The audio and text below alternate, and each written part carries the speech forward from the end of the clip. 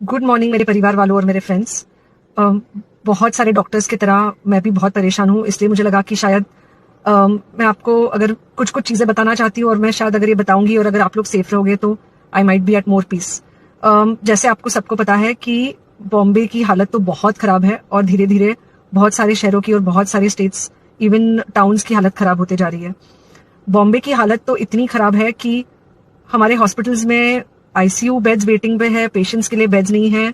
It's a very very helpless, यानी मुझे इतना हेल्पलेस और लाचार कभी फील नहीं हुआ है। We have to literally manage patients at home with oxygen, and this is not something we are enjoying. So I really want all of you to follow a few things that I really am requesting you to follow. First, आप लोग please safe रहो। अगर आपको लग रहा है कि आपको 1 साल से कोरोना नहीं हुआ है इसलिए आप कोई सुपर हीरो हो या आपकी इम्यूनिटी बहुत अच्छी है और आपको ऐसे कुछ नहीं होगा, तो आप गलत फहमी में हो। हम यंग लोगों को देख रहे हैं।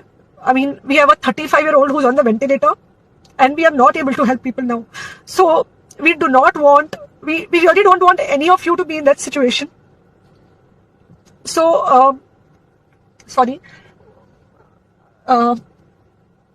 I think ये जो इमोशनल ब्रेकडाउन है हम डॉक्टर्स में अब सबको कोई ना कोई समय हो रहा है because we have not been so helpless. Okay, so most importantly please take care of yourself. Right now COVID is everywhere around you. Okay, तो अगर आप घर से बाहर निकलो, maybe you meeting your friends, maybe you meeting your family, it does not matter, you have to be masked. Okay, just because आपको अभी 1 साल से कोरोना नहीं हुआ है या आपको पिछले साल कोरोना होकर जा चुका है, इसका मतलब ये नहीं है कि आपको वापस कोरोना नहीं हो सकता। You can still get Covid.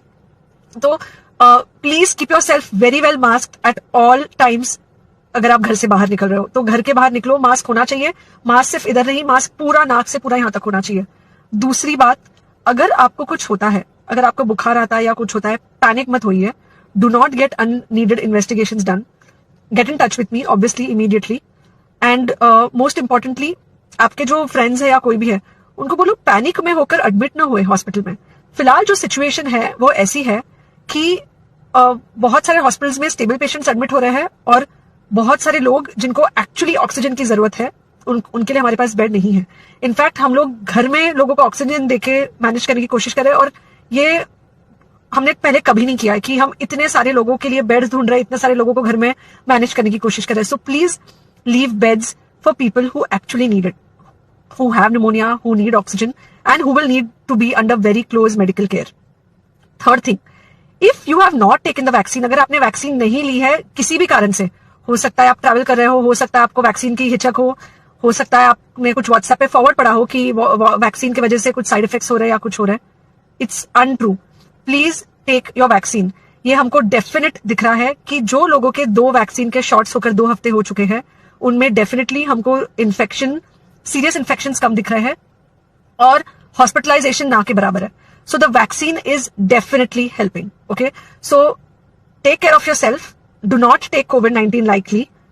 Please pray for the people in the hospital and please pray for the families and the caretakers of all these people in the hospital. उनको आपके प्रार्थना की बहुत जरूरत है और सबसे ज्यादा जरूरत है कि आप अपना ध्यान रखें। ओके, एंड बस घर पे रहो। आप कुछ हफ्तों तक सिर्फ घर पे रहो जब तक हम ये सिचुएशन ऐसे हैंडल कर सके कि हम एटलीस्ट कुछ हो जाए तो हम हॉस्पिटल में पेशेंट्स को ले सके। फिलहाल हालत ऐसी है कि डॉक्टर्स और डॉक्टर्स के रिलेटिव्स को भी नहीं मिल रहा है बेड। तो आप सोचिए कि it's an absolutely helpless situation. Okay, I think अगर हम सब इतना ध्यान रखेंगे we will definitely come through this second wave very well. Okay, and then we will have to work on not allowing a third wave. So third wave का हम बाद में सोचेंगे, वो तो नहीं आना चाहिए, पर जो ये सेकंड वेव है इससे हमको कोई भी हालत में एकदम सेफली निकलना है। Okay, take care, I really love you.